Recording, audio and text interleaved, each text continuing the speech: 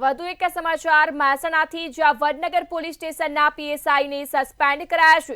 સમાચાર મહેસાણાથી સામે આવી રહ્યા છે, જ્યાં વડનગર પોલીસ સ્ટેશનના પીએસઆઈને સસ્પેન્ડ કરાયા છે।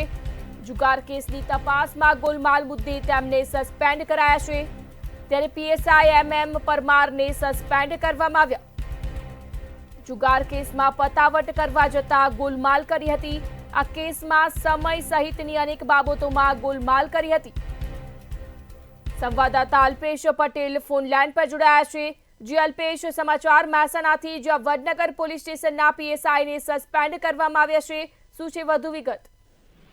જી ચોક્કસ જણાવી દો કે મહેસાણા જિલ્લાના વડનગર પોલીસ સ્ટેશનની અંદર પીએસઆઈને સસ્પેન્ડ કરવામાં આવ્યા છે અને જુગાર કેસની તપાસમાં ગોલમાલ મુદ્દે હાલ સસ્પેન્ડ કરવામાં આવ્યા છે અને પીએસઆઈ SM પરમારને સસ્પેન્ડ કરવામાં આવ્યા હતા અને જુગાર કેસમાં પતાવટ કરવાનું, ગોલમાલ કરવાની હોવાનું સામે આવ્યું છે અને પોલીસ કેસમાં પણ સમય સહિતની અનેક બાબતોને લઈને ગોલમાલ સામે આવી હતી અને પોલીસ કેસની તપાસમાં ઢીલી નીતિ અને ગોલમાલના પગલે હાલ સસ્પેન્ડ કરવામાં આવ્યા છે અને પીએસઆઈને લાખોનો તોડ કરવાની વાતો વહેતી થઈ છે હાલમાં તો, અને હાલ જે પીએસઆઈને સસ્પેન્ડ કરી તપાસ કરવા માટે પોલીસ વડાનો હાલ તો આદેશ કરવામાં આવ્યો છે।